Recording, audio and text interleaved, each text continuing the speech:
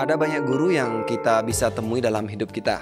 Jadi guru itu bisa berupa guru yang memang mengajar sebagai guru, ya, atau mungkin dari internet, dari buku-buku, bacaan-bacaan, itu juga guru.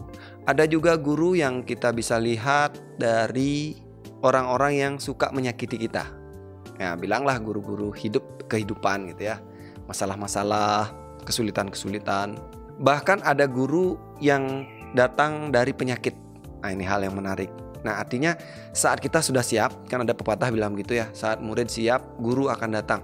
Artinya guru itu memang sebenarnya sudah selalu ada.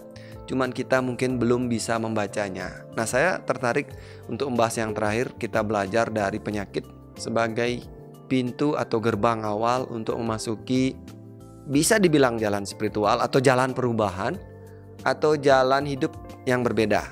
Nah, banyak kasus yang saya lihat, saya temui di masyarakat. Jadi karena orang itu sakit, kemudian ia dikatakan kemudian harus memasuki jalan tertentu untuk sembuh. Nah, menarik, kalau budaya-budaya tradisional juga banyak. Kalau orang sakit dibilang dia harus ngiring contohnya, atau misalnya mungkin harus mengikuti pola tertentu di masyarakat sehingga akhirnya dia menjadi sembuh. Nah, bagaimana mekanismenya, ini juga menarik untuk kita telaah sedikit ya, walaupun mungkin kita nggak mungkin menelaahnya secara utuh, tapi barangkali ada sedikit yang bisa melogikakan pikiran kita sehingga kita lebih mudah untuk menerimanya.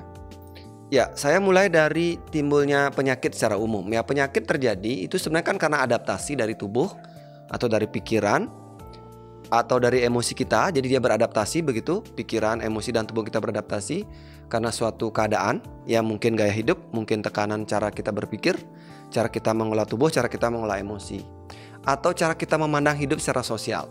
Nah, itu kemudian beradaptasi membentuk suatu perubahan. Contohnya gimana? Ya, contoh saya memiliki suatu kebiasaan tidak suka bergerak misalnya. Tubuh saya beradaptasi menjadi gimana? Ya, mungkin dia menjadi tegang ya. Dia mungkin menjadi kaku, atau mungkin menjadi sedikit gemuk, atau mungkin menjadi malas. Nah, itu adaptasi dari tubuh karena pola perilaku fisik kita. Atau seseorang yang memiliki banyak ketakutan dalam dirinya sehingga dia menjadi tegang ya, tubuh bisa menjadi mengalami hipertensi, mengalami perubahan metabolisme ya, yang stres mungkin mengalami hiperkolesterol. Itu adalah suatu adaptasi dari tubuh akibat dari sifat atau karakter kita secara emosional. Nah, begitu juga dengan cara berpikir kita ya, keinginan-keinginan kita, bagaimana ego, luka-luka ego kita di dalam.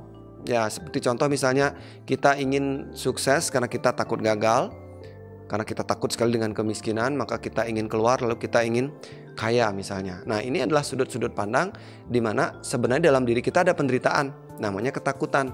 Takut untuk tidak mampu ya, takut untuk miskin misalnya, merasa diri buruk ya, merasa diri tidak terhormat. Nah, ini kan sebenarnya sakit yang belum terlihat, tapi dalam batin kita sudah ada luka. Nah, dengan adanya luka-luka dan kemudian sakit-sakit seperti itu, maka kemudian ada adaptasi. Nah, kemudian muncullah diagnosa yang disebut dengan penyakit. Mungkin terjadi stres awalnya, kemudian terjadi anxiety, kemudian terjadi mungkin depresi, atau mungkin fisiknya mengalami perubahan, terjadi asam lambung ya, penyakit-penyakit psikosomatik, atau gangguan-gangguan fisik tertentu yang merupakan adaptasi dari berterus-terusan gitu ya. Nah, artinya ini penyakit ini sepertinya sebuah pengingat, kalau saya bilang itu dia bisa menjadi sebuah bel, sebuah apa istilahnya ya, alarm gitu, bahwa kita sudah terlalu lama nih berada di jalan yang mungkin perlu diperbaiki. Ya, saya nggak bilang salah, mungkin hanya itu yang kita pelajari dari kecil, itu yang kita lihat dari orang tua kita, itu yang kita tahu dari guru-guru kita, itu yang kita lihat dari lingkungan sekitar, dari para motivator, itu yang kita tahu. Maka kita hidup seperti mereka itu, seperti saran mereka ya, ayo kita hidup lawan rasa takut kita misalnya gitu, ayo kita keluar dari penderitaan misalnya begitu, dengan cara mengejar yang lain sehingga penderitaan itu tertutup oleh apa yang didapat misalnya ya. Atau misalnya karena kita mungkin taunya bahwa ya hidup ya harus berjuang begitu ya, jadi kita supaya tidak menderita kita harus berjuang, supaya kita tidak susah di dalam. Nah, ada view-view yang mungkin barangkali ini yang membuat akar dari semua penyakit yang muncul ya. Nah, lalu muncullah penyakit sebagai bel. Ya, ibaratnya gini, mungkin waktu kita dulu kurang sensitif terhadap ego kita waktu sakit, sudah diingetin sebenarnya ya, kita bandingin diri dengan orang lain contohnya. Duh, kok dia hebat, kok aku enggak.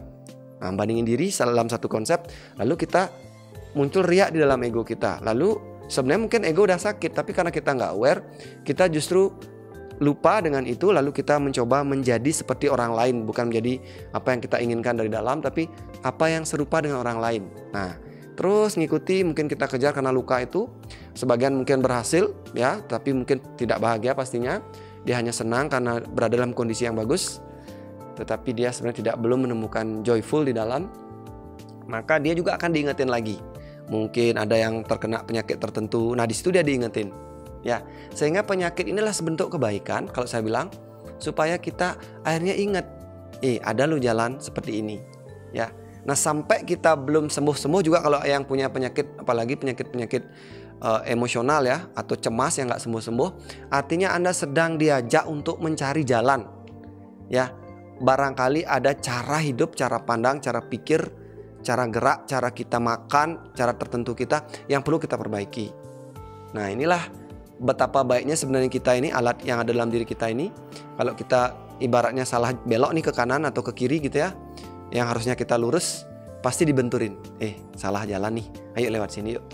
Nah, jadi saya bilang penyakit perlu disyukuri sampai di sini.